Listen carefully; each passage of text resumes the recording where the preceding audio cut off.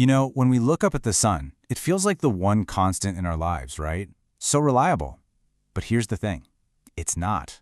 Our sun has moods, it has seasons, and it definitely has a temper. And trying to predict its behavior, well, that's one of the biggest challenges in modern science, and it has massive implications for us right here on Earth. So let's get into it. Let's dive into the science of forecasting our very own star. For more than 250 years, believe it or not, we have been counting sunspots. And when you look at all that data, a really clear picture emerges. You see this rhythm, this pulse that beats roughly every 11 years. That's the famous solar cycle, the constant rise and fall of activity playing out on the surface of our star. But if you look closer at that graph, you'll see this is no perfect metronome. The peaks are all over the place. Some of them are these towering mountains of solar activity, and others are, well, just little hills. Cycle 19, for example, was an absolute giant, but cycle 24 was surprisingly quiet. This wild variation is really the heart of the problem. How on earth can we predict what's coming next? And let me tell you, we need to predict it. Why? Because solar activity is what drives space weather. We're talking about huge solar flares, massive explosions that can literally knock out our satellites, mess with our communications, and even take down entire power grids. Our whole high-tech civilization is pretty vulnerable, so forecasting the sun, yeah, it's not just some academic game, it's absolutely essential. Okay, so how do scientists actually try to read these solar tea leaves? Well, it turns out there are basically three main schools of thought for cracking this cosmic puzzle. I like to call them the statisticians, the detectives, and the simulators. So here are the more scientific terms for those three groups. You've got extrapolation, precursor methods, and model-based forecasts. Each one is built on a totally different idea about how the sun works, and really whether its memory of the past is long or short.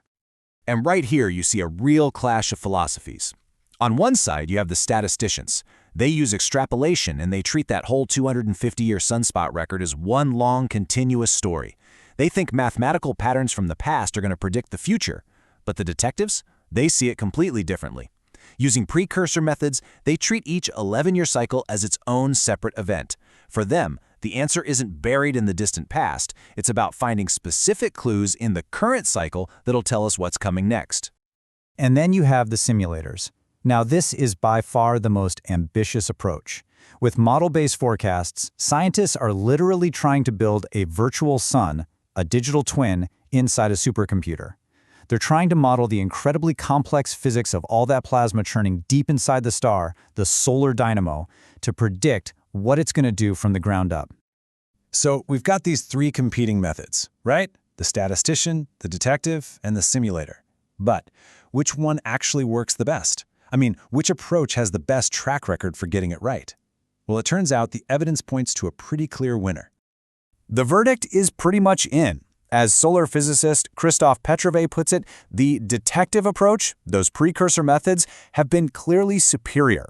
It seems that looking for specific, timely clues has consistently worked way better than just extending old patterns into the future.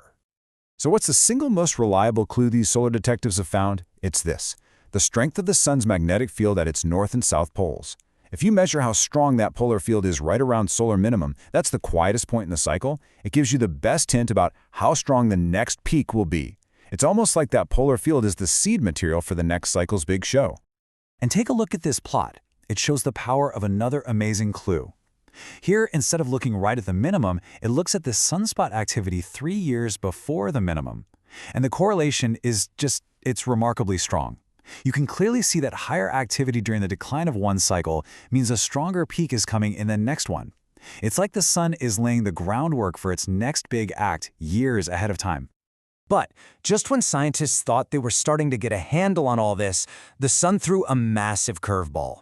The arrival of solar cycle 24 really challenged everything they thought they knew and sent a lot of forecasters scrambling. See, for most of the 20th century, the sun was on a roll. It was unusually active in a period we now call the modern maximum, just one strong cycle after another. But then came cycle 24, and it was, well, a dud.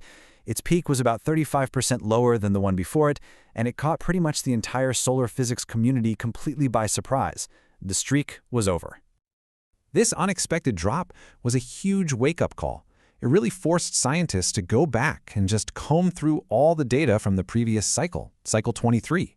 They started looking for these really subtle clues, they called them portents, that they might have missed, any sign at all that the sun's behavior was about to change in a big way. And wouldn't you know it, in hindsight, the clues were there. The charts on the left are showing changes in what we call solar oscillations. Think of them as sound waves ringing through the sun. And the data shows those vibrations didn't go as deep during cycle 23. Then on the right, you can see the number of major solar flares. Even though cycle 23 was a strong cycle overall, the number of the absolute most powerful flares was strangely low. These were the hidden signs that the sun's engine was shifting into a lower gear. So, after all these surprises and all these new discoveries, where do we actually stand now? What have we really learned about trying to read the sun's intentions? Okay, so let's just do a quick recap. The statistician's approach, simple extrapolation, it's got a pretty poor track record. The detective's work, finding those precursors, for now, that is our most reliable tool by far. And the simulator's crazy ambitious models, they're promising, and they're helping us understand the physics, but they just don't have a proven track record for prediction yet. This whole recent quiet period is making scientists look even further back in history. And it brings to mind something called the Maunder minimum back in the 17th century. This was a shocking 70-year period where sunspots, they almost completely vanished. It was like the sun just went to sleep. And that leads us to the biggest question of all. The sudden end of that modern maximum. The surprising weakness we've seen in recent cycles. Is this just a temporary dip? Or are we actually witnessing the beginning of a new, long period of solar quiet? A new grand minimum? Right now, we honestly don't know the answer. But you can bet the clues we find next are going to be critical for all of us.